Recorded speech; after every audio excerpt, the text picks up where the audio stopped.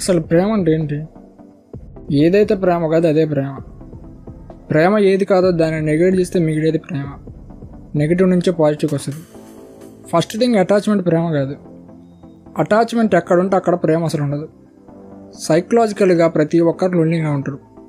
ఆ లోన్లీనెస్ అంటే భయంతో మీతో మీరు ఉండలేక, మీతో మీరు హ్యాపీగా ఉండలేక పక్క వాళ్ళు ఉంటే హ్యాపీగా ఉంటారని సైకలాజికల్గా డిపెండ్ అవుతారు. ఇలాగా అటాచ్ అవుతారు. అటాచ్మెంట్ ఉంటే పెయిన్ కూడా కన్ఫామ్. ఇప్పుడు మీరు అటాచ్ అయ్యారా లేదా అనేది ఎలా తెలుస్తుంది? కాన్సిక్వెన్సెస్ ద్వారా తెలుస్తుంది. అవేంటివి? Jealousy, possessiveness, anger, hurt, pleasure, pain, fear ఇవన్నీ ఉన్నాయంటే అది కన్ఫామ్గా అటాచ్మెంట్ అనే. ఇప్పుడు జలసీ ఎందుకు వస్తుంది? నువ్వు ఇష్టపడే వ్యక్తి వేరే వ్యక్తితో మాట్లాడినప్పుడు ఆ వ్యక్తి నీకన్నా బెటర్ అయినప్పుడు జలసీ వస్తుంది. అంటే నిన్ను నువ్వే తక్కువ చేసుకుంటున్నావు. పొసెసివ్నెస్, నిన్ను వదిలేసి వెళ్ళిపోతారనే భయంతో పొసెస్ చేస్తారు. భయం దేనికి? వాళ్ళు ఒకవేళ వదిలేసిపోతే మళ్ళీ ఎక్కడ లోన్లీ అవుతారని భయం. జలసీ, పొసెసివ్నెస్, ఫియర్ ఇవన్నీ ఎందుకు అసలు? మీరు అటాచ్ అయ్యి సైకలాజికల్గా డిపెండ్ అయ్యారు కాబట్టి వాళ్ళు ఒకవేళ వదిలేస్తే మీకు పెయిన్ వస్తుంది.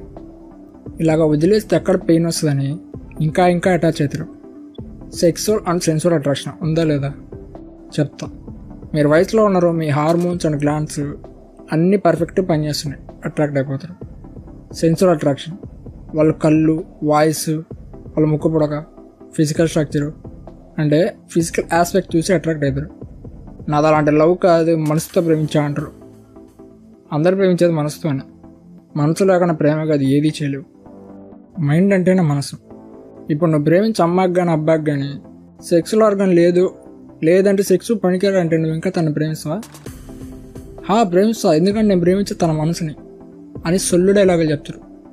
తిప్పి కొడితే కొన్నాళ్ళకు వదిలేస్తారు. మీరు కాన్షియస్గా అనుకోకపోవచ్చు, కానీ అన్కాన్షియస్గా ఉంటుంది. ఇప్పుడు చెప్పు, మీ రిలేషన్షిప్లో సెక్సువల్ అట్రాక్షన్ ఉందా లేదా? ఇక్కడ సగానికి సగం అన్ని సెక్సువల్ లవ్లు తప్ప ఇంకేం లేవు. వన్స్ ఇద్దరి మధ్య సెక్స్ అయిపోతే ఇంట్రెస్ట్ పోద్ది.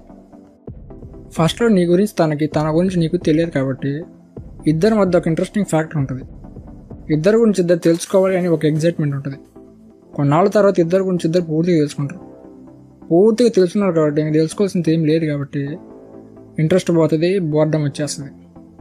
అందుకే మొదట్లో గంటలు సొల్లు మాట్లాడతారు, తర్వాత ఏం మాట్లాడరు.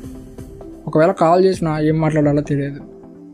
చెప్పు అని నువ్వే చెప్పు నా పిల్ల, ఇదే గోల. ఇద్దరు గురించి ఇద్దరు పూర్తిగా తెలుసుకుంటారు, ఇంకేముందాడు మాట్లాడడానికి. ఇంకొచ్చే డైలాగులు, నువ్వు నాతో ఫస్ట్లో మాట్లాడినట్టు మాట్లాడట్లేదు అని. ఒక సినిమా రోజుకి 3 సార్లు చూస్తే ఏమవుతుంది? ఇరిటేషన్ అవుతుంది, లేదంటే బోర్ పడుతుంది. ఇది కూడా అలాగే. ఫస్ట్లో తన గురించి నువ్వు, నీ గురించి తను ఒక అందమైన ఇమేజ్ని క్రియేట్ చేసుకొని మీరిద్దరు ఆ ఇమేజెస్తో లవ్లో ఉంటారు. తర్వాత ఆ ఇమేజ్ మొత్తానికి రివర్స్ జరుగుతూ ఉంటుంది. Image is nothing but imagination, లేదంటే ఊహించుకోవడం. అంటే మంచివాడు, బెస్ట్ పర్సన్, అందరిలాంటి అబ్బాయి కాదు, అందరిలాంటి అమ్మాయి కాదు, నన్ను అమ్మలా కేర్ చేస్తుంది, మా నాన్నలా చూసుకుంటాడు, అసలు తిట్టడు, ఇరిటేట్ చేయదు, మా ఆలోచనలు, టేస్ట్లు అన్నీ ఒకటే అని ఇలాగా ఊహించుకొని ఊహల్లో ఉంటారు. కొన్నాళ్ళకి రియాలిటీ అనేది దాని అంతా అదే బయటకు వస్తుంది.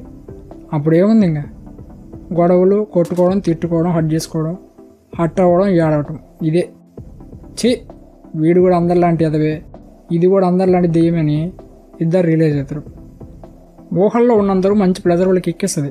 రియాలిటీకి వస్తే ఇద్దరికి చిరాకు వస్తుంది. ప్రేమ ఒక మిస్అండర్స్టాండింగ్.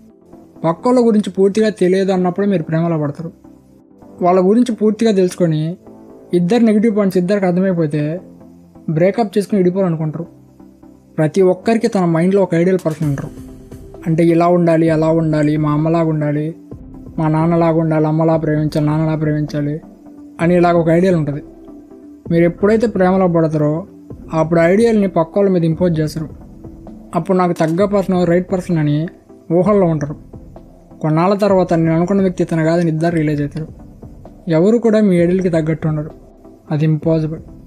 ఇంకెప్పుడైతే మీ ఐడియల్కి సెట్ అవ్వరో అప్పటి నుంచి హట్టింగ్స్, ట్రేజడీ మొత్తం స్టార్ట్ అవుతుంది.